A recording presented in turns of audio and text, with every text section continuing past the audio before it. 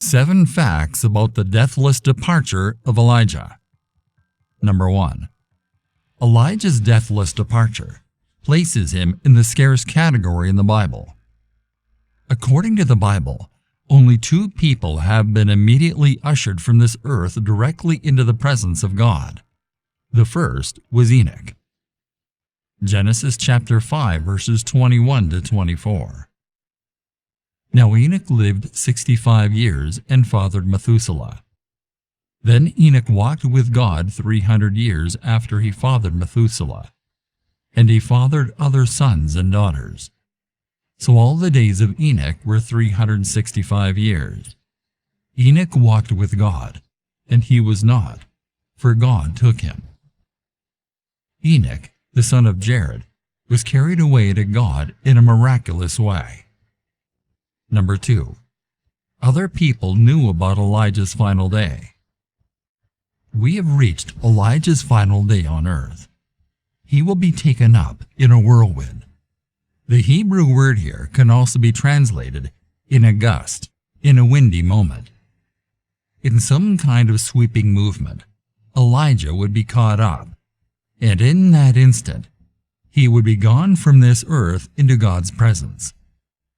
Now God had not only told Elijah this would happen and how it would happen, but he also had told him where it would happen. This clarifies why we see Elijah moving quickly toward the Jordan. As you read the narrative, imagine the scene as it unfolds. 2 Kings chapter 2 verses 2 to 6. And Elijah said to Elisha, "Stay here, please, for the Lord has sent me as far as Bethel." But Elisha said, "As surely as the Lord lives, and as you yourself live, I will not leave you." So they went down to Bethel. Then the sons of the prophets who were at Bethel went out to Elisha and said to him, "Are you aware that the Lord will take away your master from over you today?" And he said, "Yes, I am aware. Say nothing about it." And Elijah said to him, "Elisha, please stay here, for the Lord has sent me to Jericho." But he said, "As surely as the Lord lives, and as you yourself live, I will not leave you." So they came to Jericho. Then the sons of the prophets who were at Jericho approached Elisha and said to him, "Do you know that the Lord will take away your master from over you today?" And he answered, "Yes, I know. Say nothing about it."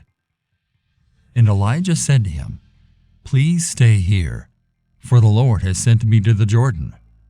But he said, "As surely as the Lord lives, and as you yourself live, I will not leave you." So the 2 of them went on. It seems that this was somewhat common knowledge. Elijah, Elisha, and the sons of the prophets each knew that Elijah would soon be carried into heaven by a whirlwind. Presumably, there was a prophecy announcing this that at least some knew. The sons of the prophets asked Elisha the same question in both Bethel and Jericho. "Do you know that the Lord will take away your master from over you today?" Number 3. He visited critical locations before his final day. Gilgal was the starting point. According to Joshua 4, Gilgal was the location of the children of Israel's camp after crossing the Jordan into Canaan.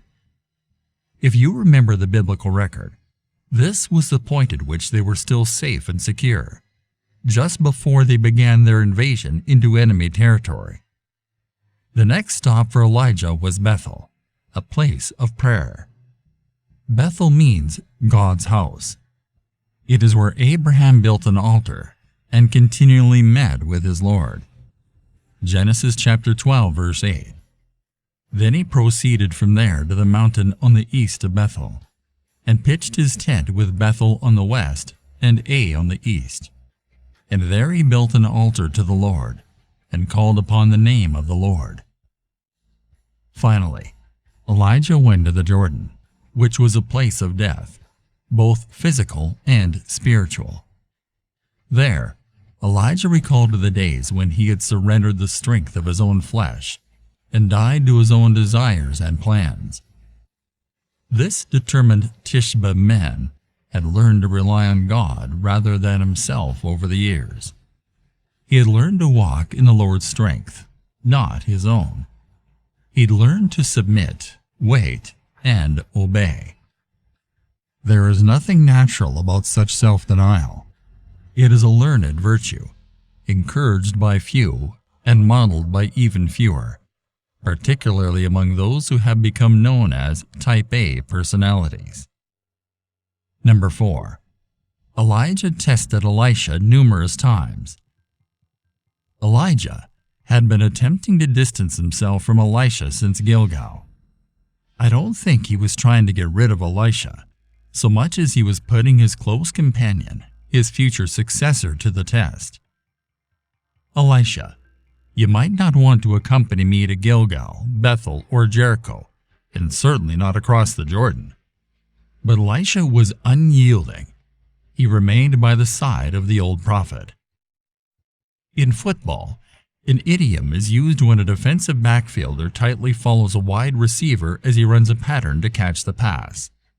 We call a defensive back in his shirt if he stays on the receiver the entire time. The defensive player remains so close that the offensive receiver shakes his head and murmurs, "The guy was in my shirt." That is to say, he was glued to me. I couldn't get him to move. He was there from beginning to end. That's Elisha. 2 Kings chapter 2 verse 6. And Elijah said to him, "Please stay here, for the Lord has sent me to the Jordan." But he said, "As surely as the Lord lives and as you yourself live, I will not leave you." So the two of them went on.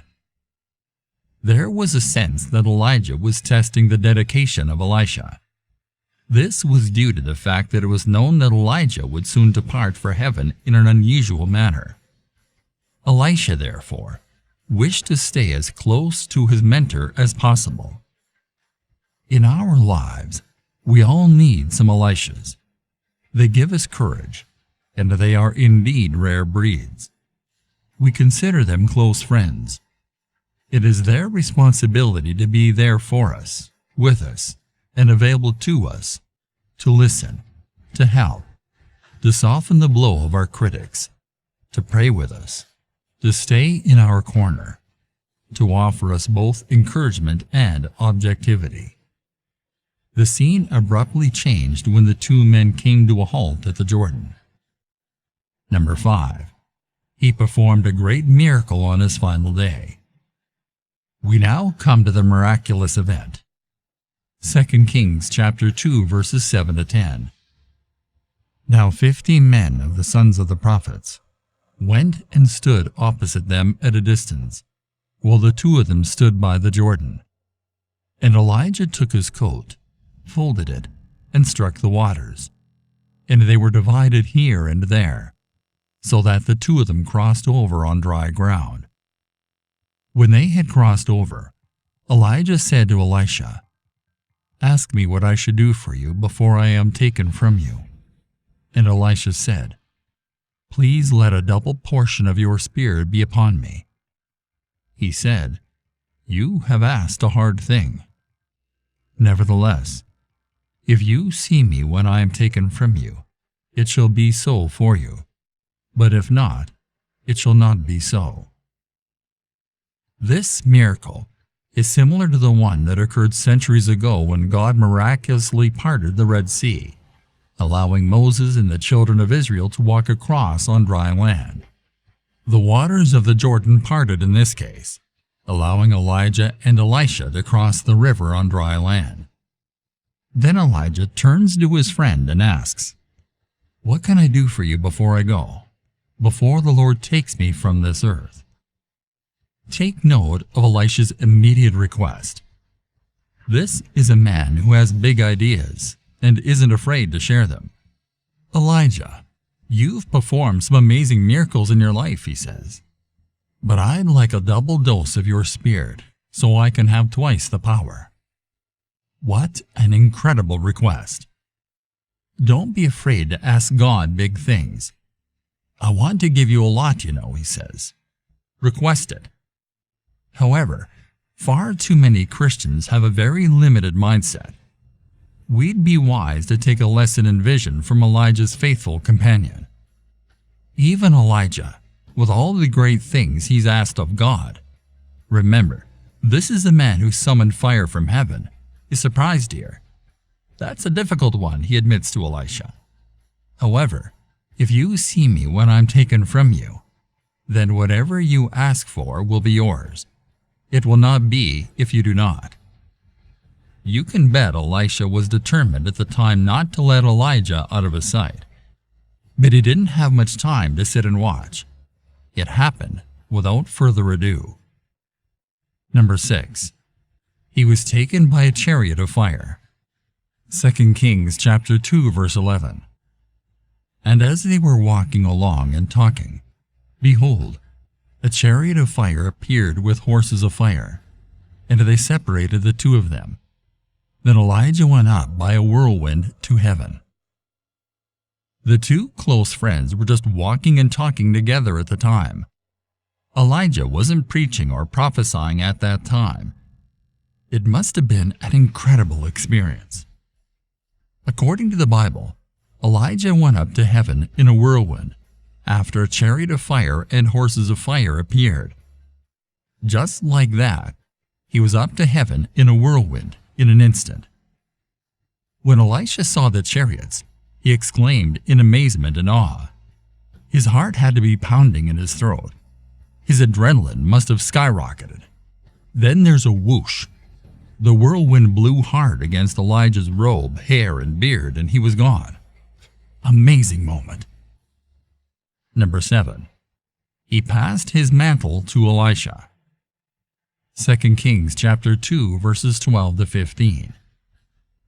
And Elisha was watching it, and he was crying out, my father, the chariot of Israel and its horsemen. And he did not see Elijah again.